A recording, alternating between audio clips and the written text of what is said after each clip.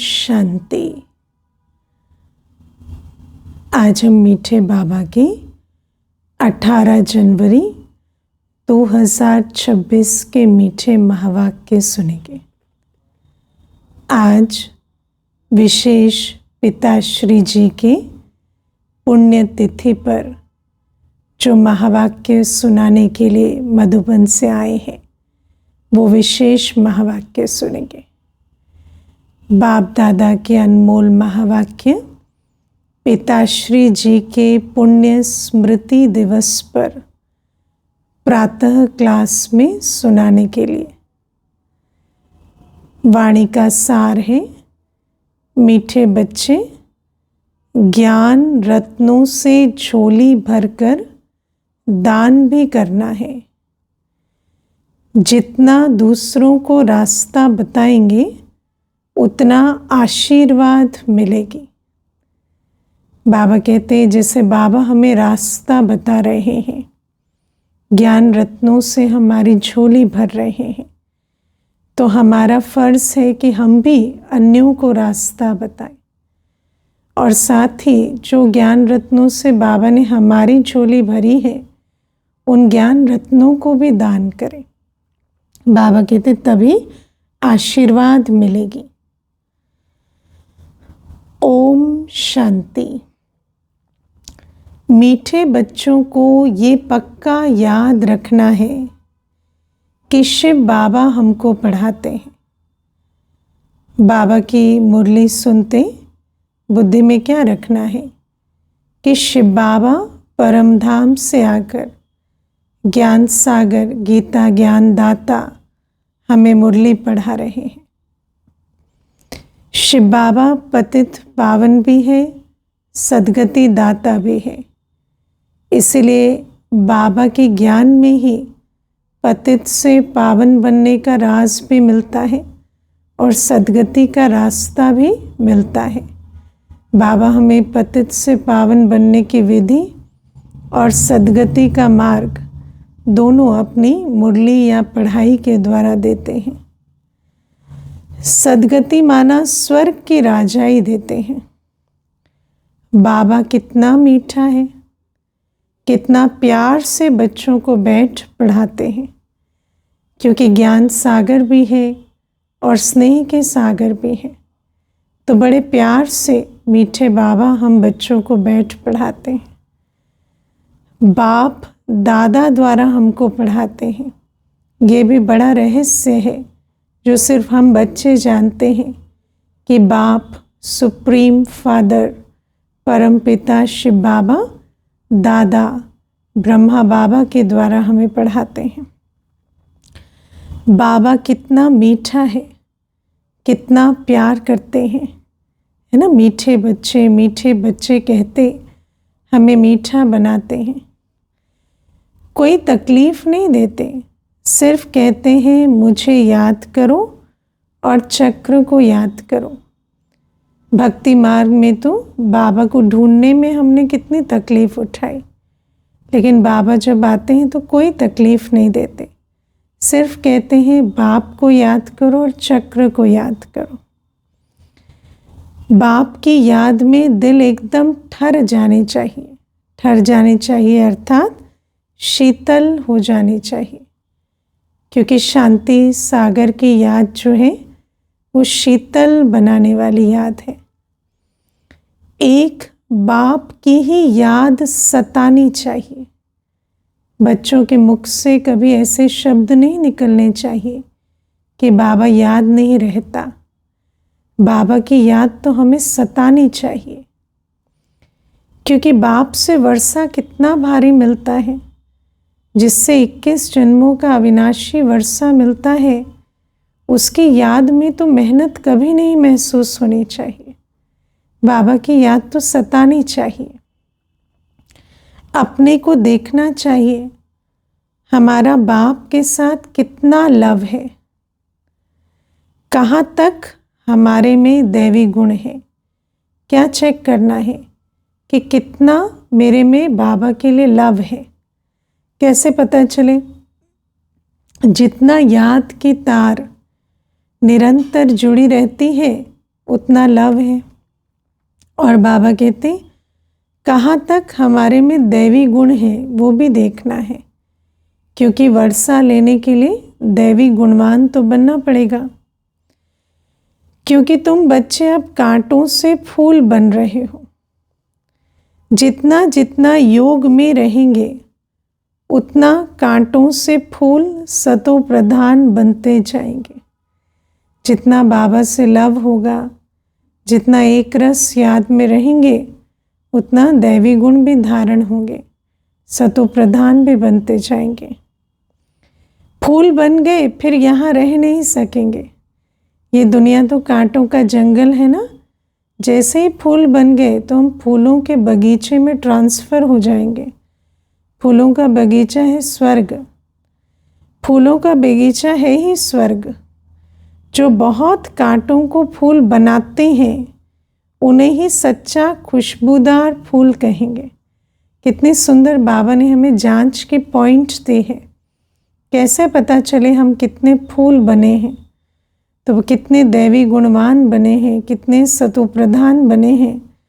तो बाबा कहते हैं जो बहुतों को आप समान बनाते हैं, खुशबूदार फूल बनाते हैं, तो समझ आता है ये सच्चे खुशबूदार फूल बने हैं। वो कभी किसी को कांटा नहीं लगाएंगे। फिर चलन से भी देखा जाता है, कांटा लगाने वाले, कांटा लगता है तो क्या होता है, दुख होता है। तो दुख देने वाले नहीं बनेंगे, है ना। चाहे काम का कांटा, चाहे क्रोध का कांटा, इससे दुख नहीं देंगे किसी को। मनसा वाचा कर्मणा सुखदायी होकर रहेंगे। एक तो कांटों को फूल बनाने वाले होंगे और फिर स्वयं किसी को मनसा वाचा कर्मणा कांटा लगाने वाले नहीं होंगे। क्रोध भी बड़ा कांटा है, बहुतों को दुख देते हैं।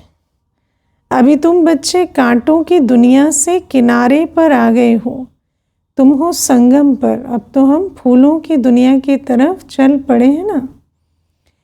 जैसे माली फूलों को अलग पॉट में निकाल कर रखते हैं, अलग बर्तन में रखते हैं, वैसे ही तुम फूलों को भी अब संगम युगी पॉट में अलग रखा हुआ है।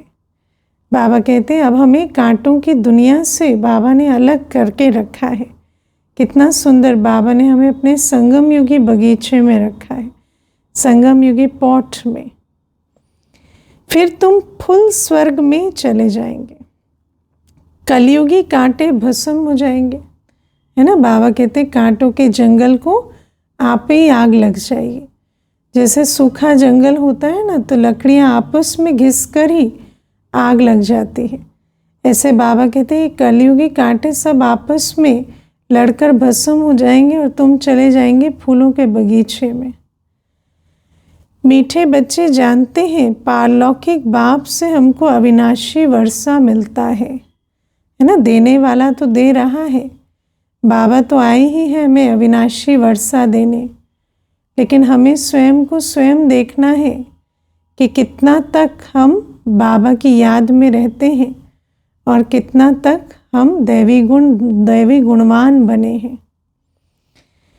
जो सच्चे सच्चे बच्चे हैं, जिनका बाप दादा से पूरा लव है, उनको बड़ी खुशी रहेगी। क्योंकि लव का जो सबूत है, प्रैक्टिकल प्रमाण, वो है समान बनना। जिससे प्यार होता है ना, उसके समान बन जाते हैं। तो जो बाप समान बन रहे हैं उनको तो बहुत खुशी होती है, नशा चढ़ता है कि हम तो जाएंगे और राज्य करेंगे, हम विश्व का मालिक बनते हैं। हाँ, पुरुषार्थ से ही विश्व का मालिक बना जाता है। तो जो बाबा से लव करते हैं वो बाबा की श्रीमत पर चलने का पुरुषार्थ भी करते हैं, उसी से विश्व का मालिक बनते, सिर्फ कहने से नहीं। जो अनन्य बच्चे हैं उन्हों को सदैव ये याद रहेगा कि हम अपने लिए फिर से वही सूर्यवंशी चंद्रवंशी राजधानी स्थापन कर रहे हैं। जिनको सदैव याद रहेगा वो तो हर सेकंड राजधानी की स्थापना में तत्पर रहेंगे ना। बाप कहते हैं मीठे बच्चे, जितना तुम बहुतों का कल्याण करेंगे उतना तुमको ही उजूरा मिलेगा। बाबा कहते बहुतों का कल्याण करेंगे ना तो बहुतों से ऊंच पद पाएंगे, तुम्हें ही उजूरा मिलेगा, तुम ही राजाई में जाएंगे। इसलिए बाबा कहते हैं जिनको ये ओना रहता है कि हम अपने लिए सूर्यवंशी चंद्रवंशी राजाई स्थापन कर रहे हैं, वो तो बहुतों का कल्याण कर अपना राज्य पद फिक्स करते हैं। बहुतों को रास्ता बताएंगे तो बहुतों की आशीर्वाद मिलेगी। और राजाई के लिए तो सब प्रकार के खाते चाहिए, आशीर्वाद का भी खाता चाहिए। ज्ञान रत्नों से झोली भरकर फिर दान करना है ना। बाबा हमें ज्ञान रत्न दे रहे हैं। ज्ञान रत्नों का दान करना ही सबसे बड़ा कल्याण करना है। दुनिया में मनुष्य किसी का कल्याण करते हैं तो अल्पकाल का धन संपत्ति, कुछ न कुछ साधन सुविधा उनको दान करते हैं। बाबा कहते हैं तुम तो अविनाशी ज्ञान रत्नों का दान करते हो, जिससे आत्माओं का अविनाशी कल्याण होता है। तो ज्ञान रत्न जो बाबा ने झोली में भरे हैं वो दान करने हैं। ज्ञान सागर तुमको रत्नों की थालियां भर भर कर देते हैं। देखो कितनी एक एक मुरली में कितने ज्ञान रत्न बाबा हमें देते हैं, जैसे रत्नों की थालियां भर भर कर देते हैं, है ना। दुनिया में समझते हैं कि सागर से रत्नों की थालियां निकले, लेकिन ज्ञान सागर ज्ञान रत्नों की थालियां संगम युग पर भर भर कर देते हैं। उन रत्नों का जो दान करते हैं वही सबको प्यारे लगते हैं, उन्हीं पर सबकी आशीर्वाद आती है, वही प्यारे लगते हैं। क्योंकि इन ज्ञान रत्नों से आत्मा को बहुत कमाई होती है। जब कमाई होती है तो हमें आशीर्वाद भी मिलती है, प्यार भी मिलता है। बच्चों के अंदर में कितनी खुशी होनी चाहिए। सेंसिबल बच्चे जो होंगे वो तो कहेंगे हम बाबा से पूरा ही वर्षा लेंगे, है ना। जो सेंसिबल है, सेंसिबिलिटी क्या है, समय अनुसार संगम युग की सेंसिबिलिटी क्या है। संगम युग एकमात्र युग है पूरे कल्प की कमाई करने का।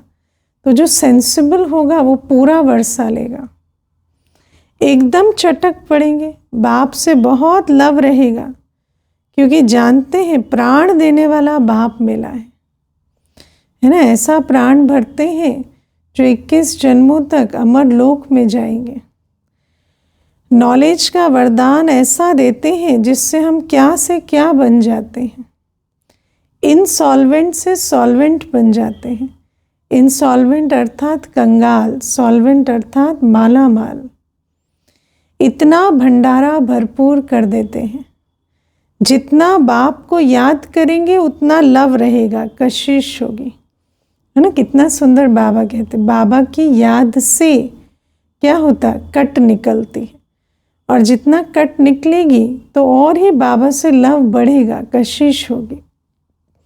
सुई साफ होती है तो चकमक चुंबक तरफ खींच जाती है ना। तो याद से ही साफ होगी सुई, आत्मा रूपी सुई जिस पर जंग चढ़ गई है, वो याद से ही साफ होगी। और जितनी साफ होती जाएगी उतना चुंबक की तरफ और खींचेगी। बाप की याद से कट निकलती जाएगी। एक बाप के सिवाय और कोई याद ना आए। बाबा कहते मेरी याद तुम्हें सताए, एक बाप के सिवाय और कोई याद ही ना आए। बाप समझाते हैं मीठे बच्चे अब गफलत मत करो, है ना। गफलत छोटी छोटी, जैसे चलता है, होता है, कौन बना है, कर लेंगे, समय पड़ा है, ये गफलत के शब्द हैं। गफलत न मत करो। बाबा कहते हैं समय व्यर्थ करना, संगम युग का समय व्यर्थ करना गफलत है। स्वदर्शन चक्रधारी बनो, सेकंड बाय सेकंड कमाई करो, स्वदर्शन चक्रधारी बनो, लाइट हाउस बनो, अनेकों को रास्ता बताओ। स्वदर्शन चक्रधारी बनने की प्रैक्टिस अच्छी हो जाएगी तो फिर तुम जैसे ज्ञान का सागर हो जाएंगे, है ना। स्वदर्शन चक्र फिराएंगे तो धीरे धीरे ज्ञान का चक्र है ना, फिराते फिराते ज्ञान का सागर हो जाएंगे। जैसे स्टूडेंट पढ़कर टीचर बन जाते हैं ना, तुम्हारा धंधा ही ये है, पढ़ना और पढ़ाना। सबको स्वदर्शन चक्रधारी बनाओ, लेकिन पहले स्वयं स्वदर्शन चक्रधारी बने तब तो।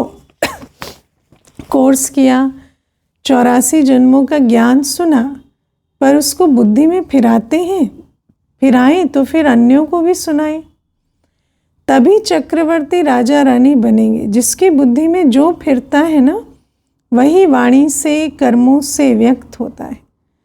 और जो ज्ञान युक्त कर्म करेंगे, आत्माओं की झोली ज्ञान रत्नों से भरेंगे, वो राजा रानी बनेंगे। इसलिए बाबा सदैव बच्चों से पूछते हैं, स्वदर्शन चक्रधारी होकर बैठे हो? बाप भी स्वदर्शन चक्रधारी है ना। बाबा वंडरफुल बात कहते हैं कि मेरा भी टाइटल है स्वदर्शन चक्रधारी, क्योंकि बाबा ही तो आकर स्वदर्शन चक्रधारी बनाते हैं। तो जो बनाते हैं वो स्वयं हैं, तभी तो बनाते हैं। बाप आए हैं तुम मीठे बच्चों को वापस ले जाने। तुम बच्चों बिगर हमको भी जैसे बेआरामी होती है ना। जब समय होता है ना, तो बाबा को एकदम बेआरामी हो जाते हैं कि जाऊं और अपने बच्चों को लाऊं। जब समय होता है तो बेआरामी हो जाती है, बस अभी हम जाऊं। बच्चे बहुत पुकारते हैं, है ना। जैसे बाबा हमें पूछते हैं ना, तुम्हें भक्तों की पुकार सुनाई नहीं देती, ऐसे बाबा को भी समय आता है ना, तो बच्चों की पुकार से बेआरामी हो जाती है, बहुत दुखी है, तरस पड़ता है। अब तुम बच्चों को चलना है घर, फिर वहाँ से तुम आप पे ही चले जाएंगे सुखधाम। ऐसा नहीं कोई बाबा भेजेंगे, जैसी अवस्था वैसा जन्म आप ही हो जाता। वहाँ मैं तुम्हारा साथी नहीं बनूंगा। बाबा कहते मैं तो परमधाम में ही जैसे ठिकाना पालूंगा और तुम जाएंगे राज्य करेंगे। अपनी अवस्था अनुसार तुम्हारी आत्मा चली जाएगी। सुखधाम में कोई भेजता नहीं, जैसे आत्मा की अवस्था वैसा उसका उतर कर पाठ बजाना प्रारंभ हो जाता। जितना तुम बच्चे बाप की याद में रहेंगे, उतना दूसरों को समझाने का असर होगा। बाबा कहते याद के जौहर से ज्ञान का तीर अच्छा लगेगा। तुम्हारा बोलना जास्ती नहीं होना चाहिए, क्योंकि वाणी की भी ताकत व्यर्थ बोल से खत्म हो जाती है। आत्म अभिमानी हो, थोड़ा भी समझाएंगे तो तीर लगेगा। बाबा कहते हैं आत्म अभिमानी हो, बाबा की याद में रहें, योग बल धारण हो, तो थोड़े ही वाणी में, कम शब्दों में भी तीर लग जाएगा। बाप कहते बच्चे बीती सो बीती, है ना। सेकंड पहले हुई बात का भी चिंतन नहीं करना। आप पहले अपने को सुधारो। खुद याद करेंगे नहीं, दूसरों को कहते रहेंगे, ये ठगी चल ना सके। बाबा कहते हैं तुम ठगी करेंगे तो जिसे तुम परिचय देंगे वो भी ठगी करेगा। तुम ठगी करेंगे, तुम खुद याद नहीं करेंगे, दूसरे को कहेंगे तो वो भी हाँ जी करेगा पर याद नहीं करेगा। अंदर दिल जरूर खाती होगी, है ना। और जो खुद ना करते हो दूसरों को कहें तो दिल भी खाएगी, क्योंकि कोई जाने ना जाने अपनी दिल तो जानते हैं ना हम क्या करते हैं क्या नहीं। बाप के साथ पूरा लव नहीं है तो श्रीमत पर चलते नहीं हैं। देखो कितनी बड़ी बात बाबा समझा रहे हैं। हर बच्चा कहता है बाबा आपसे मेरा बहुत प्यार है, लेकिन बाबा कहते अगर मेरी श्रीमत पर नहीं चलते तो इसका मतलब मेरे से लव नहीं है, क्योंकि जिससे लव होता है उसकी तो मत पर चलते हैं ना, उसकी बात मानते हैं। बेहद के बाप जैसे शिक्षा तो और कोई दे ना सके। बाबा कहते मेरी मत भी तो श्रेष्ठ बनाने वाली मत है, देवता बनाने वाली मत है। ऐसी मत पर भी नहीं चलते तो इसका मतलब तुम्हें लव नहीं है। बाप कहते मीठे बच्चे इस पुरानी दुनिया को अब भूल जाओ, है ना। बाबा कहते किसे याद करते हो मेरे सिवाय, इस पुरानी दुनिया को भूल जाओ, ये तो मरी पड़ी है। पिछाड़ी में तो ये सब भूल ही जाना है। बाबा कहते धीरे धीरे दुनिया कितनी होपलेस हो गई है ये दिखाई देगा और भूलना ही पड़ेगा। लेकिन अभी भूलेंगे तो बाबा की याद की कुछ कमाई कर लेंगे। बुद्धि लग जाती है अपने शांति धाम और सुख धाम में। जिसकी बुद्धि का ताला खुल जाता है ना, जिसको वैराग्य आ जाता है, समझ आ जाता है कि इन दो आँखों से दिखाई देने वाली ये दुनिया तो गई की गई, उनका बुद्धि योग लग जाता है शांति धाम और सुख धाम से। बाप को याद करते करते बाप के पास चले जाना है।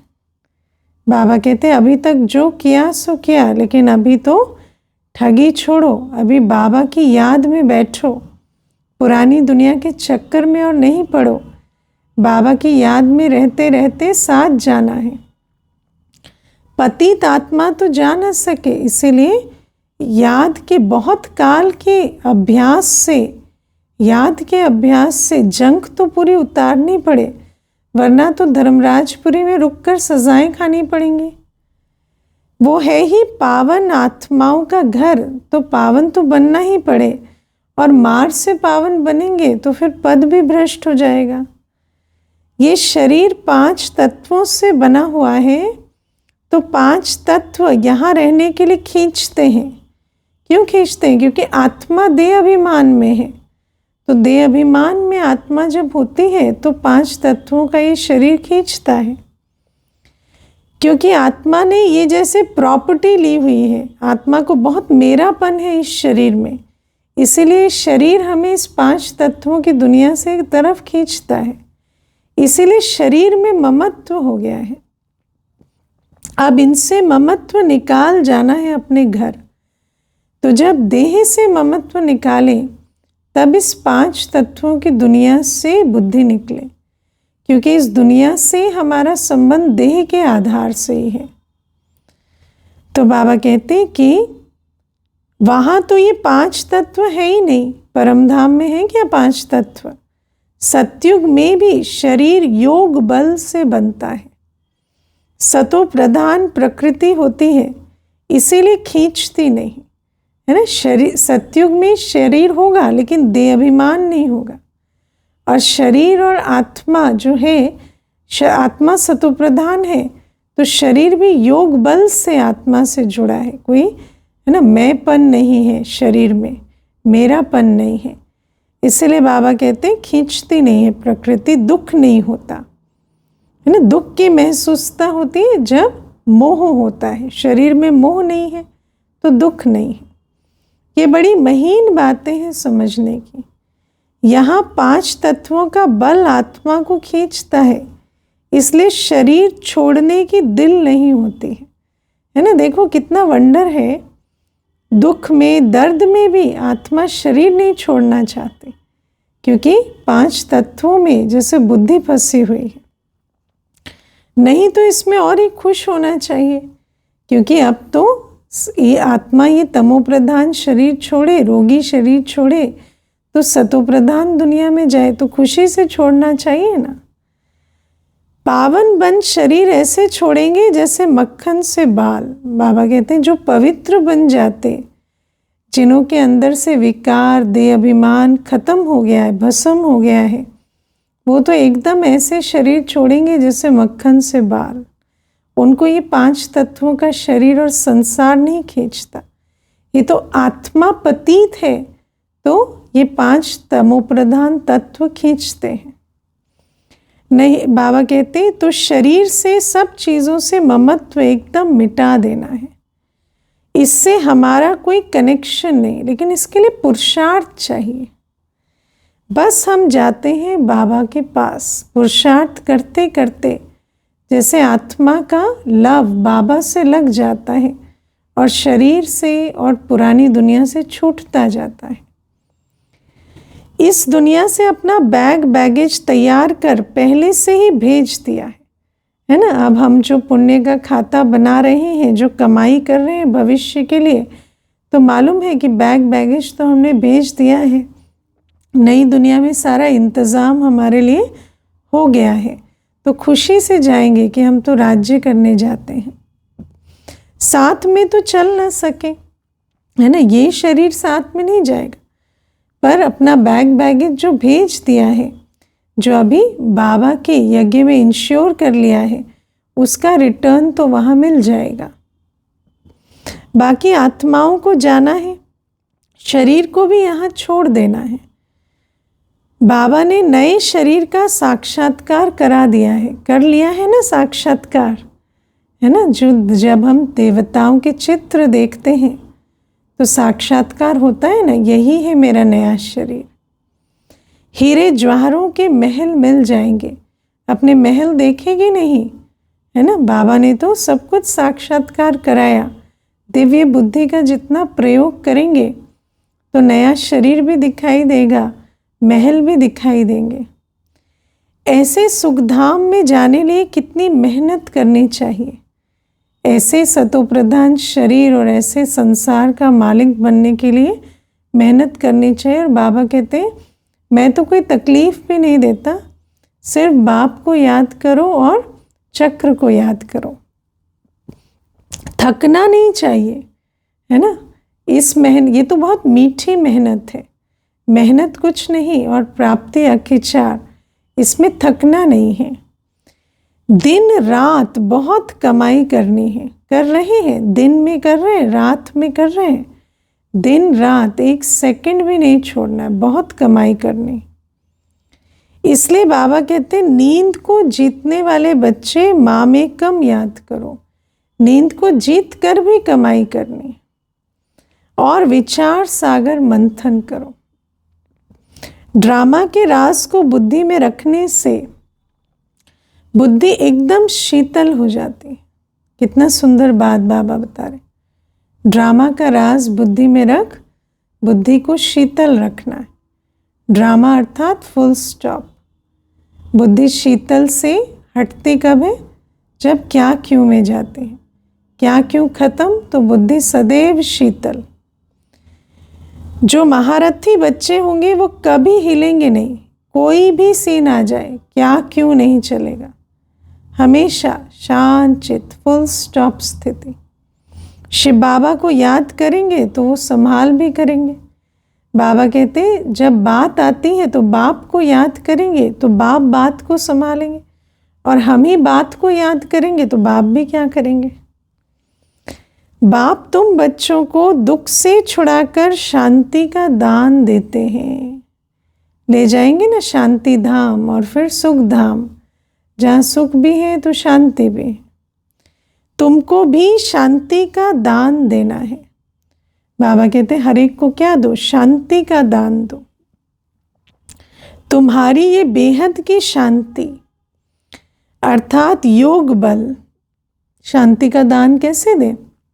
शांति सागर की याद में बैठते हैं तो उससे तत्वों को, आत्माओं को शांति का दान मिलता है, दूसरों को भी एकदम शांत कर देंगे। तुम बाप की याद में रहकर फिर देखो ये आत्मा हमारे कुल की है या नहीं, है ना। बाबा की याद में रहो, अगर बाबा की याद में तुम हो और उस पर प्रभाव पड़ रहा है तो तुम्हारे कुल की है। बच्चे याद करते हैं, बाबा कहते अगर होगी तो एकदम शांत हो जाएगी। तुम बाबा की याद में बैठेंगे, वो उस याद का बल अनुभव करेगी, तुम्हारे कुल की होगी। तो जो इस कुल के होंगे उन्हों को ही इन बातों से रस बैठेगा। बाबा का ज्ञान सुनेंगे ना तो आप ही कान हिलेगा। बच्चे याद करते हैं तो बाप भी प्यार करते हैं, है ना। बाबा कहते हैं याद भी खींचती है, प्यार भी खींचती है। आत्मा को प्यार किया जाता है। ये भी जानते हैं जिन्होंने बहुत भक्ति की है वो ही जास्ती पढ़ेंगे। बाबा कहते ड्रामा भी ऐसा बना हुआ है कि जो पुराने भक्त है वही जास्ती ज्ञान उठाएंगे। उनके चेहरे से मालूम पड़ता जाएगा कि बाप में कितना लव है, लवलीन चेहरा होगा। आत्मा बाप को देखती है ना। आत्मा को हम देखेंगे ना तो आभास होगा कि ये आत्मा बाप को देखते। बाप हम आत्माओं को पढ़ा रहे हैं। बाबा मुरली चला रहे हैं, आत्मा को पढ़ा रहे हैं, जो इस स्मृति के साथ मुरली सुनते हैं उनको बहुत मुरली में रस आता है। बाप भी समझते हैं हम इतनी छोटी आत्मा बिंदी को पढ़ाता हूँ, आगे चल तुम्हारी वो अवस्था हो जाएगी। जैसे बाप बच्चों को देख पढ़ा रहे आत्माओं को, हम भी बाबा को देख मुरली सुनेंगे, समझेंगे हम भाई भाई को पढ़ाते हैं। शक्ल बहन की होते भी दृष्टि आत्मा तरफ जाए, शरीर पर दृष्टि बिल्कुल न जाए। इसमें बड़ी मेहनत है, ये बड़ी महीन बातें हैं, बड़ी ऊंच पढ़ाई है। वजन करो तो इस पढ़ाई का तरफ बहुत भारी हो जाएगा। बाबा कहते हैं अगर सचमुच पढ़ाई को वजन किया जा सकता तो इस पढ़ाई का तरफ बहुत भारी हो जाएगा। दुनिया की हर पढ़ाई इसके सामने बहुत हल्की हो जाएगी। अच्छा, अब आज अव्यक्त महावाक्य है। महावाक्यों का सार है महावीर बच्चों के संगठन की विशेषता। हमारा संगठन कौन सा संगठन है? महावीर बच्चों का संगठन। तो इस संगठन की विशेषता क्या है? एक रस एक टिक। ये महावाक्यों की वो एक रस एक टिक स्थिति। महावाक्यों की ओरिजिनल डेट है 9 दिसंबर 1975। महावीर अर्थात विशेष आत्मा। ऐसे महावीर विशेष आत्माओं के संगठन की विशेषता वर्तमान समय यही होनी चाहिए जो एक ही समय सबकी एक रस एक टिक स्थिति हो।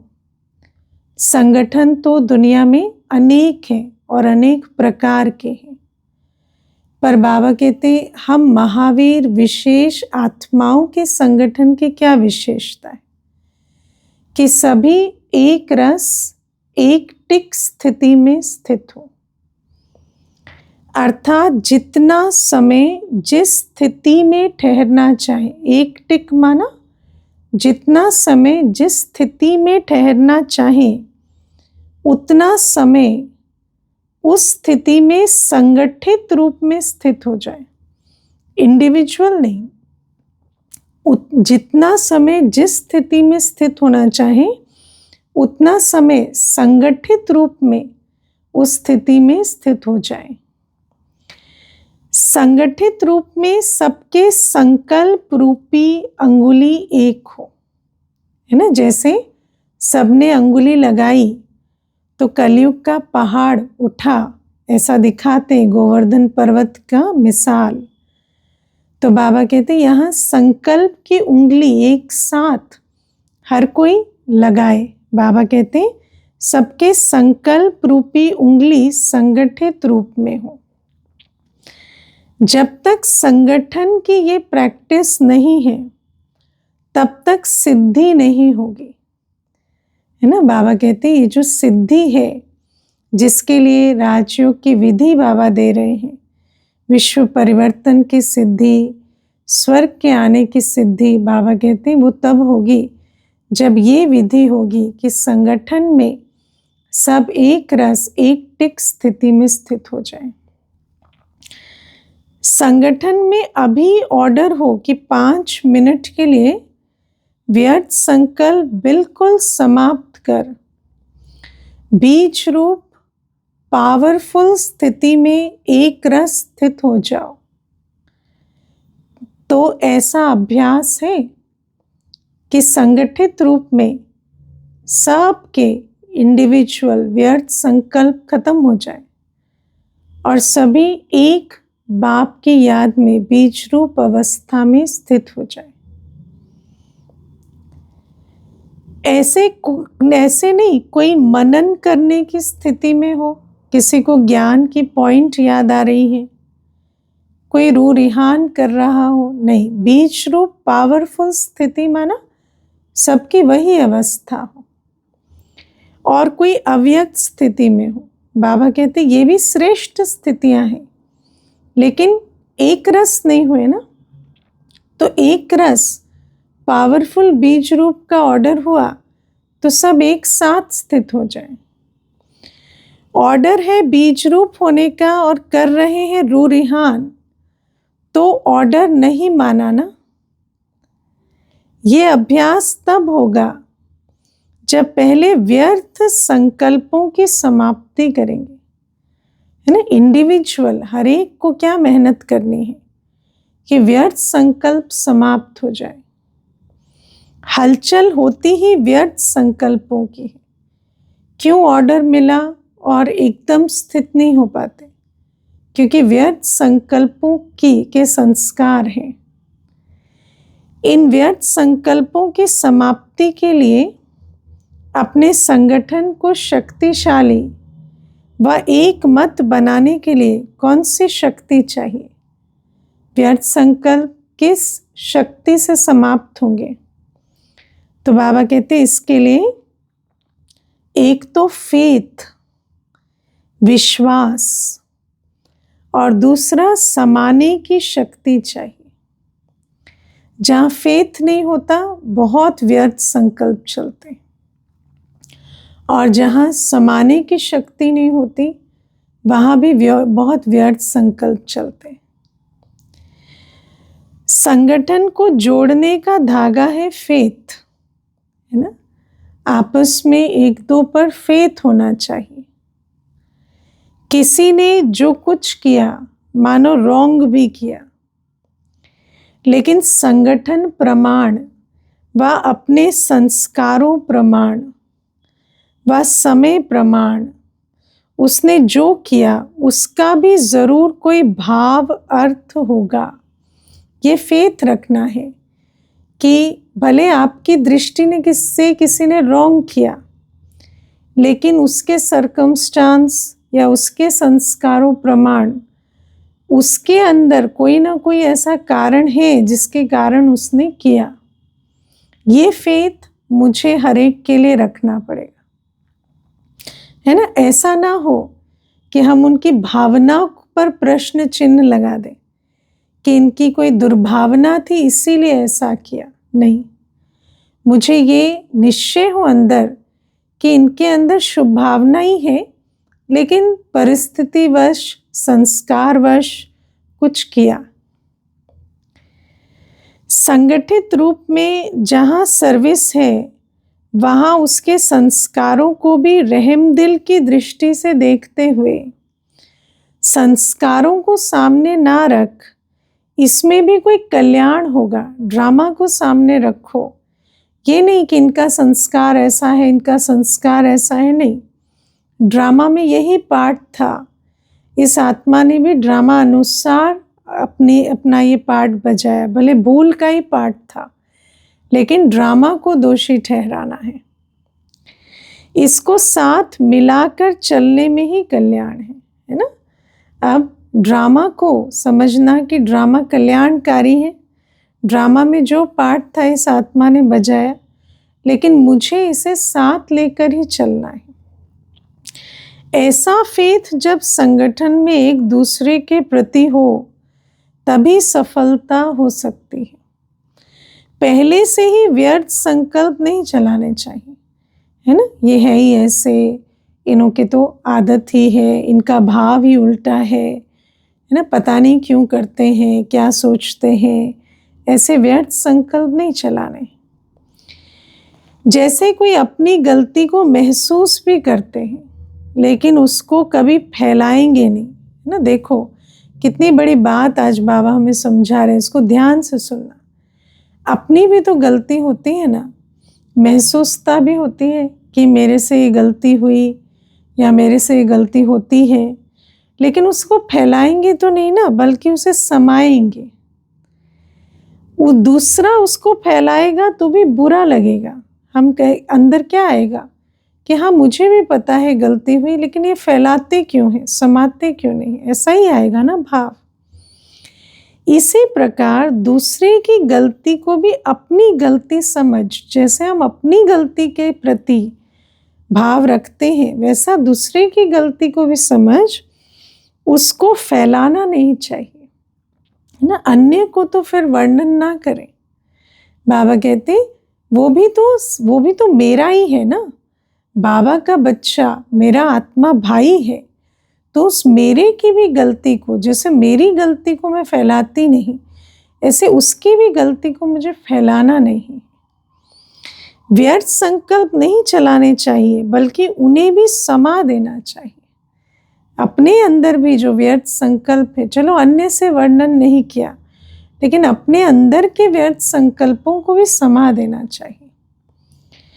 इतना एक दो में फेथ हो, है ना, स्नेह की शक्ति से ठीक कर देना चाहिए।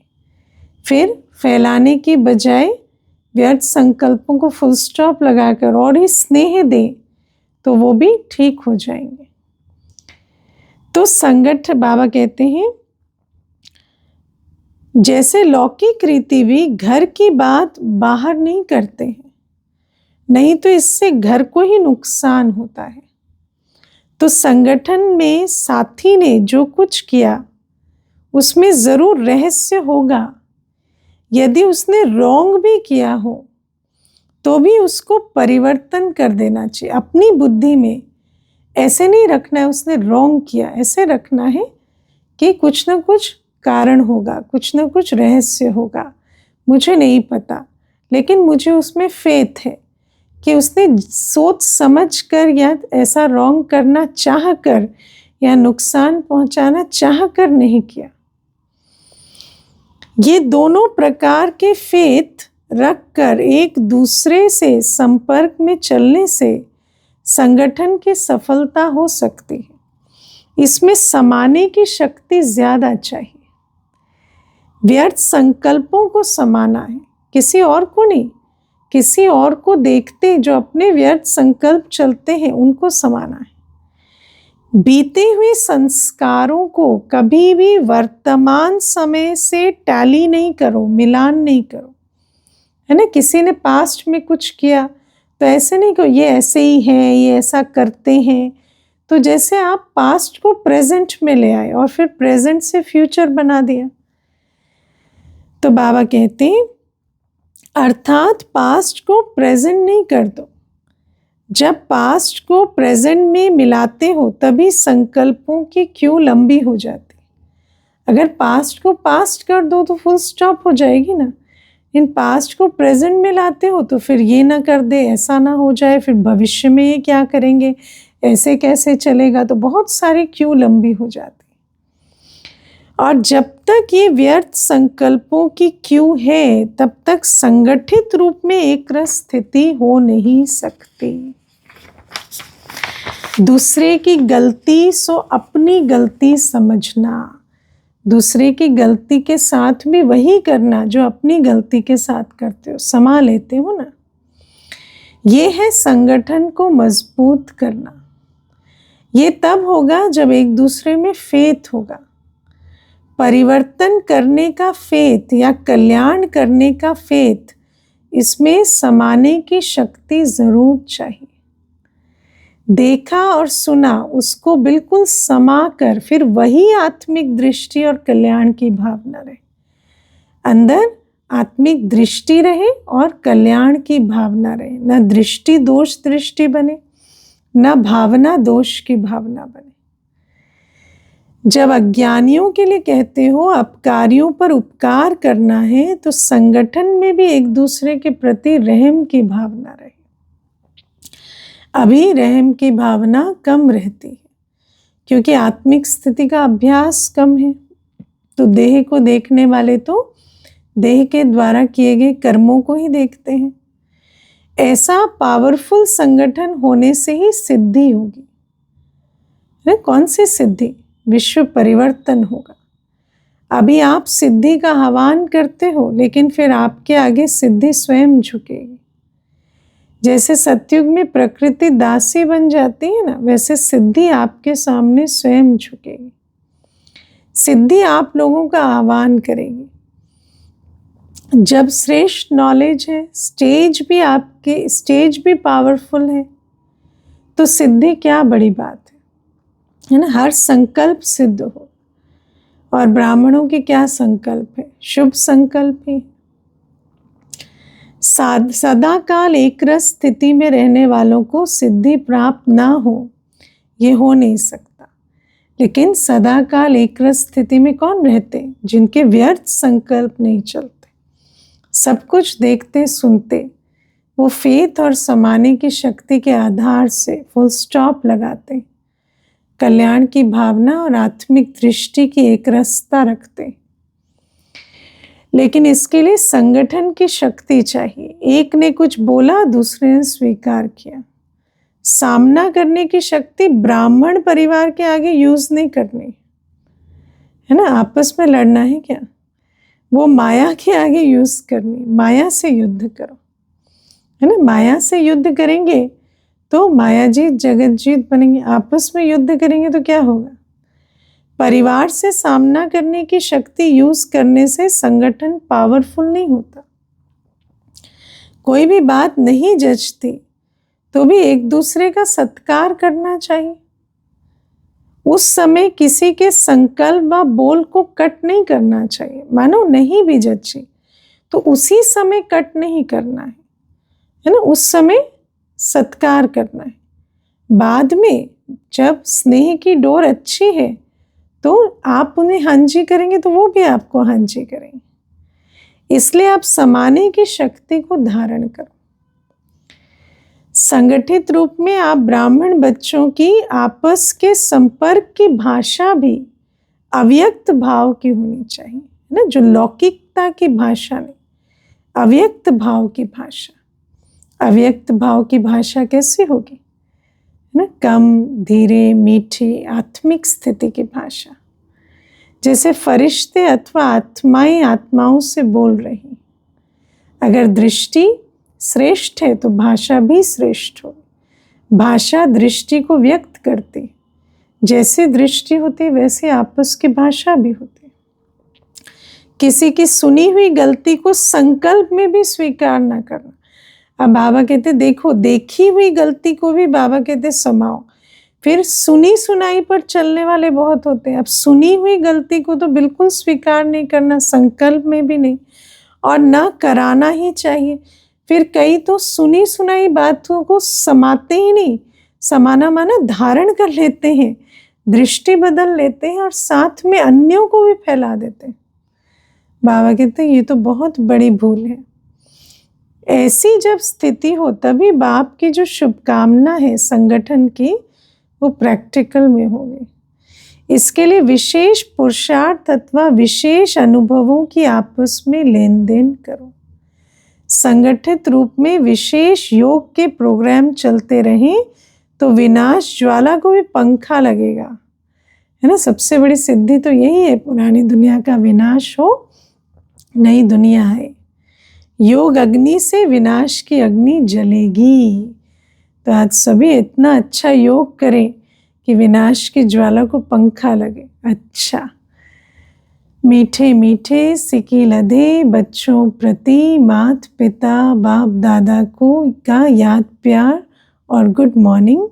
रूहानी बाप के रूहानी बच्चों को नमस्ते। हम रूहानी बच्चों की मीठे मीठे सिकी लधे मात पिता बाप दादा को याद प्यार, गुड मॉर्निंग और नमस्ते। ओम शांति। वरदान है, व्यक्त में रहते अव्यक्त फरिश्ते रूप का साक्षात्कार कराने वाले सफेद वस्त्रधारी और सफेद लाइट धारी भव। बाबा कहते हैं जैसे अभी चारों ओर ये आवाज फैल रहा है कि ये सफेद वस्त्रधारी कौन है और कहाँ से आए हैं, ऐसे आप चारों ओर फरिश्ते रूप का साक्षात्कार कराओ। इसको कहा जाता है डबल सेवा का रूप। जैसे बादल चारों ओर छा जाते हैं ना, ऐसे चारों ओर फरिश्ते रूप से प्रकट हो जाओ। जहां भी देखें तो फरिश्ते ही नजर आए। लेकिन ये तब होगा जब शरीर से डिटैच होकर अंतःवाहक शरीर से चक्कर लगाने के अभ्यासी होंगे। मनसा पावरफुल होगी। स्लोगन है, सर्व गुणों व सर्व शक्तियों के अधिकारी बनने के लिए आज्ञाकारी बनो। बाबा कहते हैं बाबा सर्व गुणों सर्व शक्तियों का सागर है। बाबा हमें सर्वशक्ति और सर्व गुणों के अधिकारी बनने की विधि देते हैं। विधि है श्रीमत, जो आज्ञाकारिता से श्रीमत पर कदम रख चलते हैं, वो सर्व गुणों और सर्व शक्तियों से सुसज्जित आपे ही हो जाते हैं। अव्यक्त इशारे, इस अव्यक्ति मास में बंधन मुक्त रहे, जीवन मुक्त स्थिति का अनुभव करो। आज की पॉइंट, जैसे बाप सदा स्वतंत्र है, ऐसे बाप समान बनो। बाप दादा बच्चों को परतंत्र देख नहीं सकते। अगर स्वयं को स्वतंत्र नहीं कर सकते हो, स्वयं ही अपनी कमजोरियों में गिरते रहते हो, तो विश्व परिवर्तक कैसे बनेंगे? अब इस स्मृति को बढ़ाओ कि मैं मास्टर सर्वशक्तिवान हूँ। इससे सहज सर्व पिंजड़ों से मुक्त उड़ता पंछी बन जाएंगे। अपने स्वमान की ऊंची सीट पर सेट हो जाओ तो उड़ जाएंगे।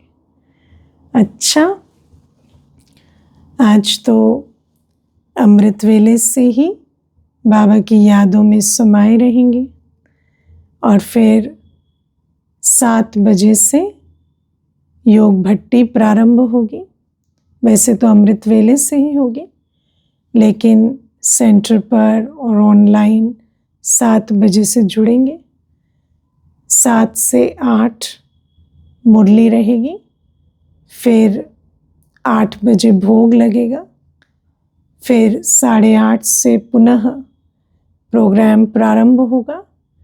भट्टी रहेगी 1 बजे तक और फिर 1 बजे प्यारे बाप दादा को संगठन में भोग स्वीकार कराएंगे।